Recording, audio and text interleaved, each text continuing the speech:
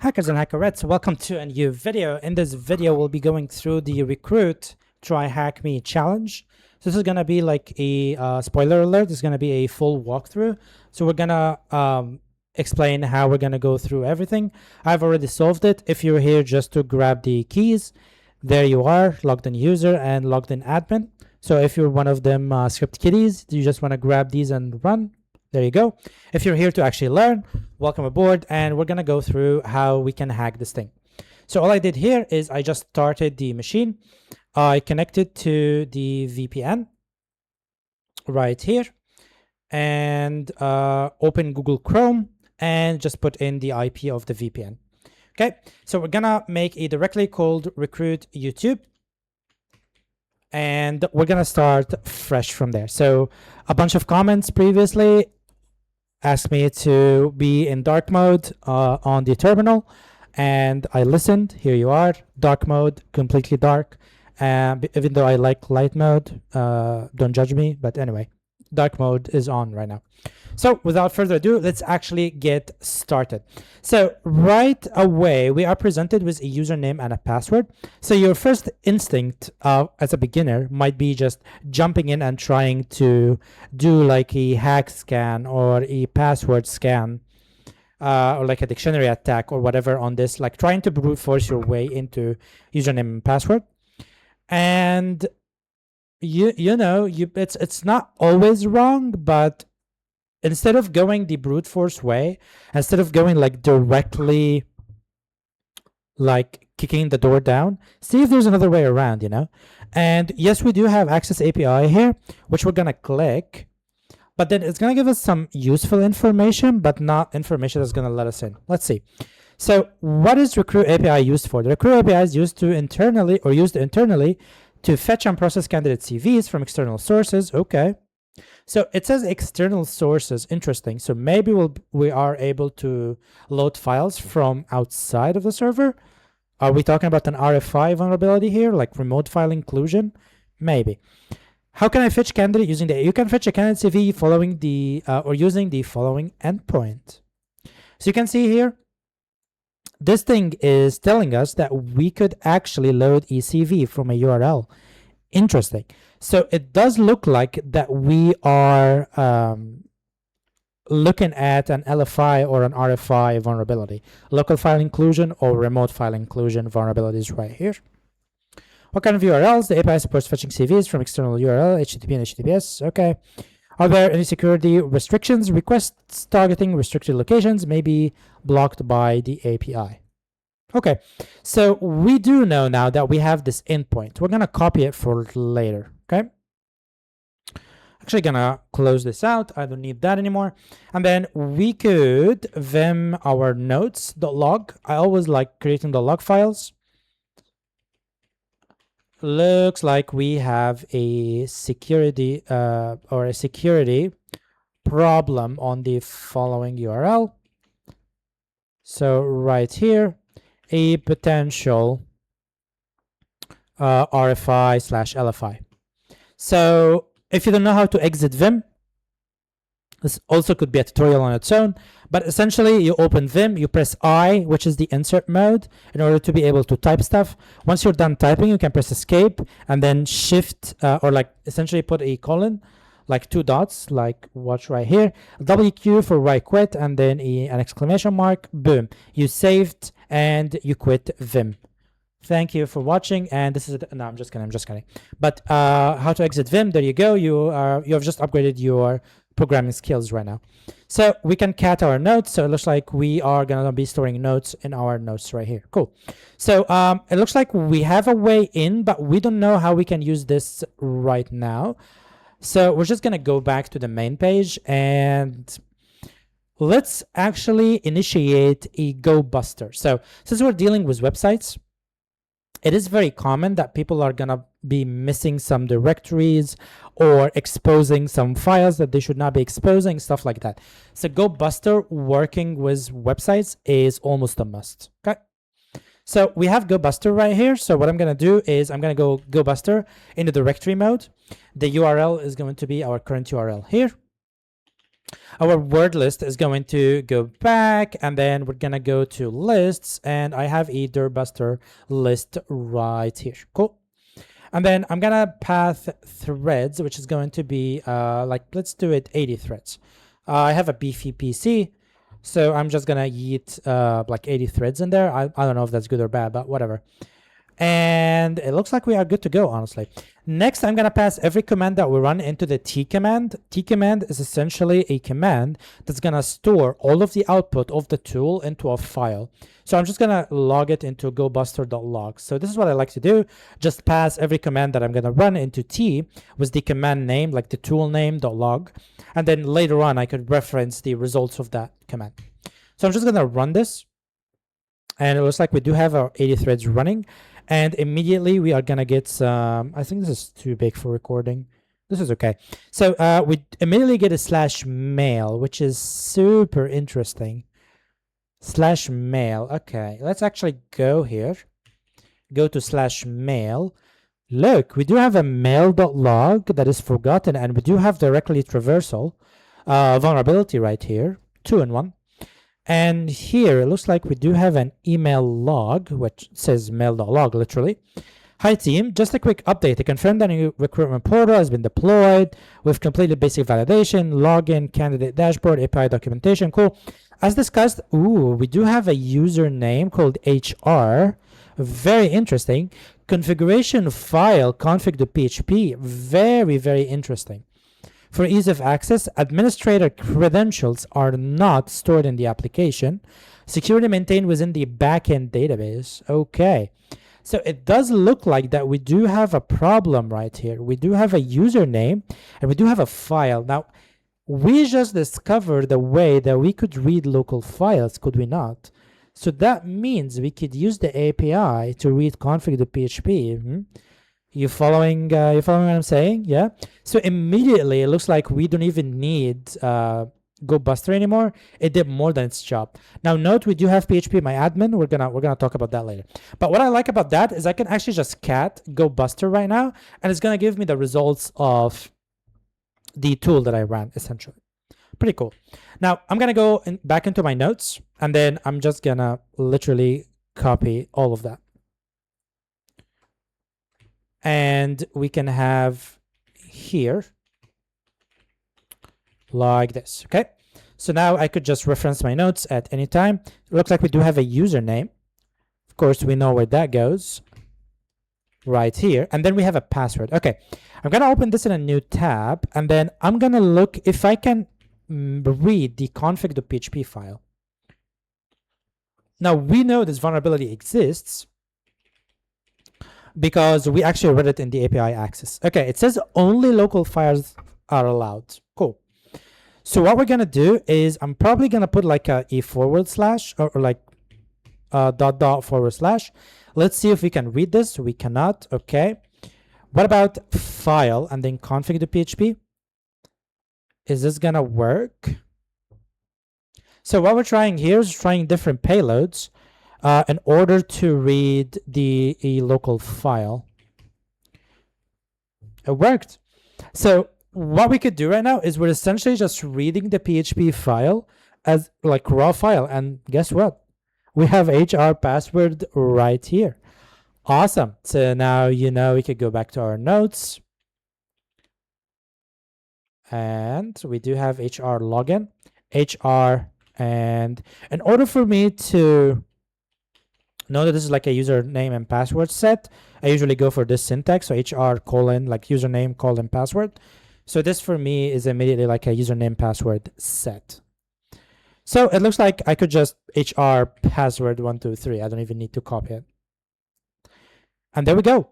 So we actually logged in. I'm going to save the password here. I don't care. This Chrome coming from my WSL. So this is not like my navigation Chrome or like my main Chrome or anything. This is how we get the very first password flag. And we can just pass it right here, logged in user. Cool. Now we immediately see that in the dashboard, we do have a search. Now you can immediately see from our previous tries here, the very first thing that I always do in like searches and anything that's seemingly related to databases is exactly SQL injections. And immediately when I put an apostrophe there, I get a syntax error. That means this is vulnerable to SQL injection, which is magnificent news to us. That means I could go back and we're going to introduce a new tool called SQL map. SQL map is a way to basically test and do all sorts of SQL injection payloads, as well as instruct it to bring us data from the database. Okay. So what we're going to do right now is we're actually going to target SQL map towards our like target right here. So I'm going to write SQL map TAQ, which is the URL. I'm going to copy the entire URL right here, including the search, but I'm going to leave the search parameter empty. Okay. Now you need to read through this because there are a bunch of things that you also need to add, because we are going to need the cookie, because this page is only available to logged in users. That way we need to pass in our cookie to SQL map, because application cookies, and there we go. We do have the value here, and then we're going to need the name and equals. Okay, so this is the cookie that SQL map is going to use before testing this parameter for SQL injection. Why? Because this page is only available to logged in users, and without this cookie, SQL map will not even be able to access the dashboard.php page. So this is why we need this cookie right here. And then what we could do is we could do -dbs, like databases. I made a mistake by writing here. Also, I did a space here. And then we're going to do -dbs. I hope this is clear enough. Looks like it is. And then I'm going to T SQL map 1, because I'm going to run SQL map multiple times. So provided value for parameter search is empty. Please always use only valid parameters values so SQL map is able to run properly, but that's okay. It's already testing for SQL injection on get parameter, so yeah. It's also asking me a question. MySQL, do you want to skip payloads? Yes, we already determined it's MySQL. No reason to run payloads for other database management systems or DBMS. For the remaining tests, yes, I do want to include all tests for MySQL. So it's going to run through a bunch of tests in order to confirm that is the target vulnerable to SQL injection or not, like the parameter search. We already know it is, so I'm going to just sit back, drink my tea, and let it do its thing.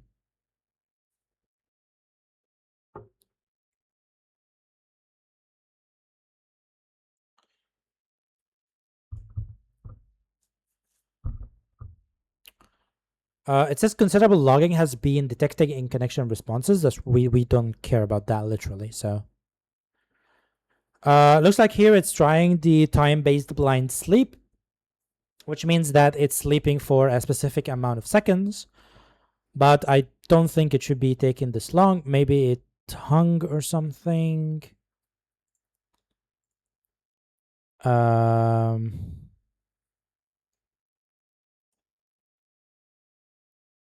I'm not sure. Oh, there we go. Okay, I thought we lost connection, maybe like a VPN connection or something, but looks like we are cool.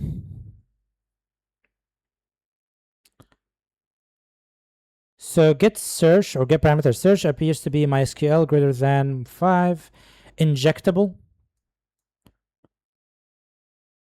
automatically extending ranges for union query. I don't think we need to run through all of these tests. Maybe we could have said no to that last question, but anyway. And if you look at that, we actually grabbed every single database that is available on the server or like on the system, because we now know that search parameter is injectable. Okay, I'm going to rerun this. I'm going to rename this to SQL map 2. So before I forget, we're going to use the same cookie, but then I'm going to pass in -db, and then I'm going to say recruit db, and then I'm going to do --tables. So now we're going to actually list all of the tables inside the recruit db. So I'm going to rerun this. Don't worry, SQL map is not going to do Ambiguous option DB. What did I do wrong here? Is it dash dash database? Did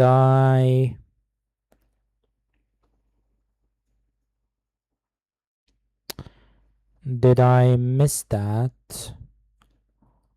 Enumerate databases.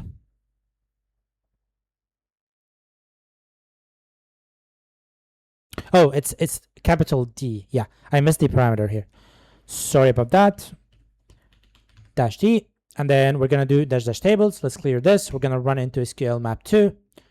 And it looks like we just came back immediately because SQL map remembers your URL and already knows that this thing is injectable. So it just skips a bunch of things and gives you the results directly. So we do have candidates and we do have users, which is more interesting to me than candidates. So I'm going to go into dash dash or dash T capital, which is table. So now I'm telling SQL map, I want you to run using the database recruit DB into the table called users. I want you to dump everything in there. Okay. SQL map 3. We found the admin password. So this is how we could very easily just log out, admin, paste in the password that we got.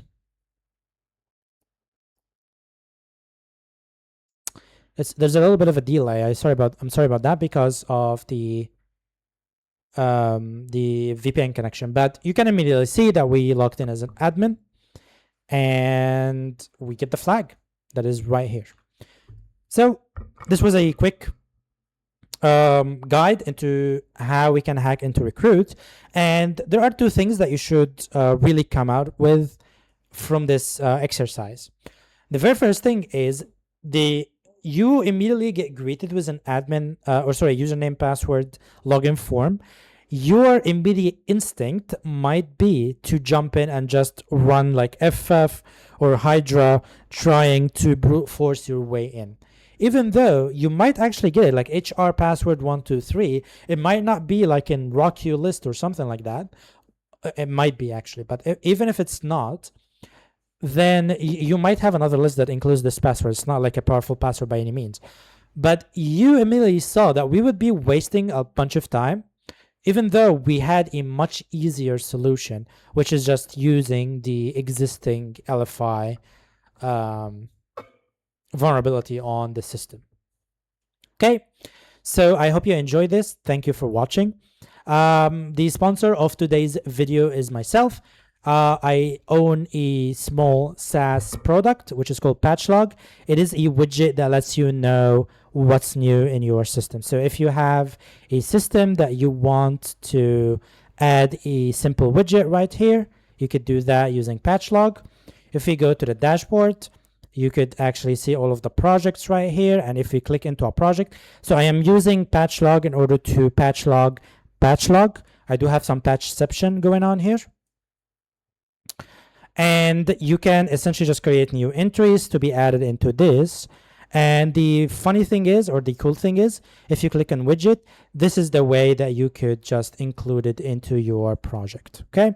And I'm not worried about this being leaked. This is essentially like all front-end data, because we do have, if we go back here and we go to the settings, we do have the website URL, and we are using this to restrict widget to the domain correctly. So if the request is not coming from this domain, then it's gonna be blocked. Okay. So yeah, thank you for watching this. PatchLog is $7 a month. If you're interested, feel free to sign up. I'm gonna leave a link in the description below. And that's it. Yeah, thank you for watching, and I will see you in the next one.